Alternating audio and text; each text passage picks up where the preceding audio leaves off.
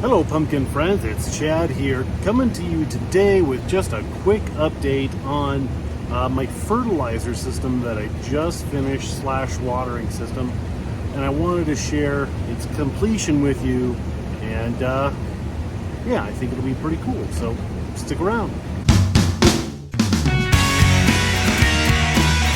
Well, if you haven't done so already, please make sure you subscribe to the channel, hit the thumbs up, and that little bell that's right over here. Click that so you get a notification when I upload a new video like this one that you're watching right now. And maybe, just maybe, share with a friend or a gardening group so we can spread the love of giant pumpkinness the world over. So today I skipped out of work a smidgen early. Don't worry, I know my boss. He's cool with it. But this should be the last time that I have to do that in a while, because I do need to work, and there is things that I need to do. Is contrary to what the staff thinks sometimes. I do things, and I do stuff. But this is the completion of something that I've been wanting to do for 3 years since I've been in the greenhouse, and even several years before that. So one of the things that I want to explain to you today is why. Why do I put the effort into this whole complex kind of irrigation system versus just taking that hose that's right there behind me and watering it? And the answer is pretty simple. It's time. It's my time and my time management and consistency. I really believe that these plants thrive on a very high level of consistency, consistently giving them what they want and what they need.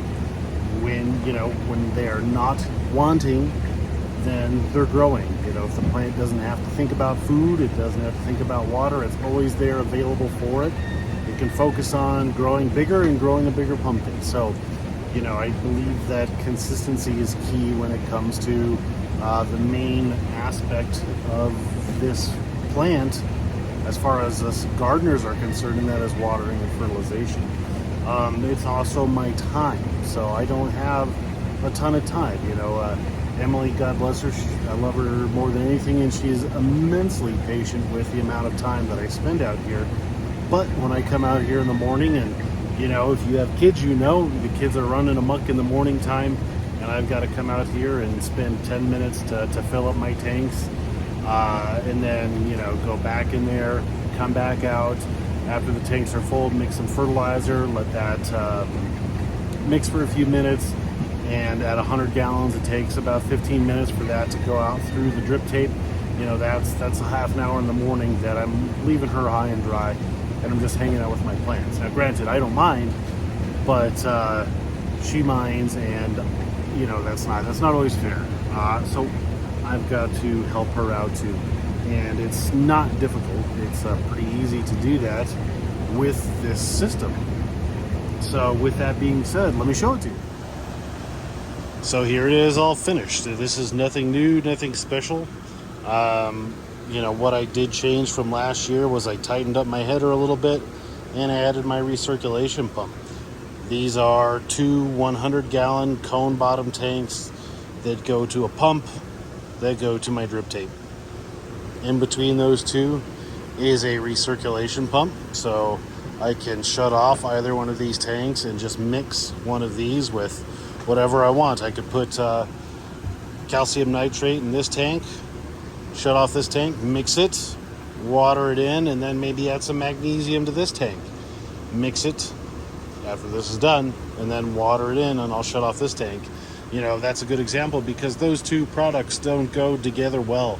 If I had calcium nitrate and magnesium sulfate in this tank and I mixed it, sometimes those will kind of coagulate and turn into a gel, and that would plug everything up. So just one example of why I might want to have the ability to mix two separate things and then water them in downstream. So the automation aspect that I added today, we've gone over that part before, is really just this right here. So all I did was two-handed situation. Let's try this one. There we go. All I did was I added a few float valves. Ta-da! So I added these 2 float valves. Each tank has one, and then I connected them to this timer. So what this allows me to do is I set it for, I timed it, it takes a half an hour to fill up one tank, because the valve is smaller. So whereas before with just the hose it was 10 minutes, through this valve it's a half an hour. So obviously both tanks, that'll take an hour to fill up. So I have set this timer to go off.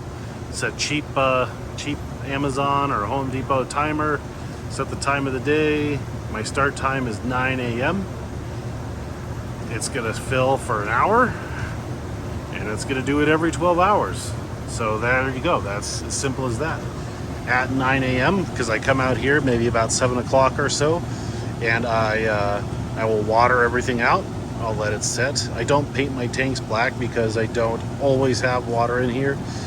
You know, down the road, if I start getting algae buildup, that may change, but I don't have water sitting in here for days at a time. So 7 a.m. I'll come out, I'll water this all the way through, and then at 9 o'clock it'll fill back up. That will allow the water to stay warm, and be ready for me when I get home at 6-ish o'clock, 5 o'clock, somewhere around there, depending upon the day, maybe 8 o'clock sometimes. And it'll be ready for me to mix up my next batch of fertilizer and water that out, and then it'll stay empty until 9 o'clock at night, and then it'll fill up again. So it's something that's not difficult to do, or like overly complex or complicated or anything like that. But for the fertilizer video that I have coming up in the near future, what this does is it just allows me to have more free time. A good example of that is, like, I looked at a Facebook memory in my videos from last year. This time last year I was still goofing around with my drip tape. I still hadn't finished that, and because I hadn't finished that, I hadn't buried vines, and etc. So this year I got that done. All my vines are buried. That left me time to finish up the automation aspect of my water system. So now all I really have to do is pick up my weeds, right? Or just in general, all I have to do is bury my vines.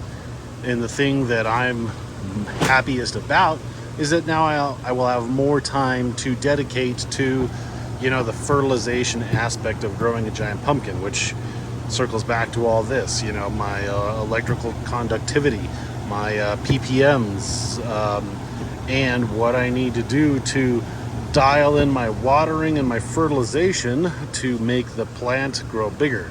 So everything that I do, not everything, but a large chunk of what I do and why I kind of get so elaborate with everything is just to free up time for myself. If you're retired, or if you're a younger kiddo who maybe you're in high school or whatever, you got a lot of free time. You don't have to do all this. This is over the top. You can water out of a tote or something and just use a spray nozzle. That works just fine. But for me, when I usually don't have tons of free time, that's why I get this right here. My fertilizer's right there.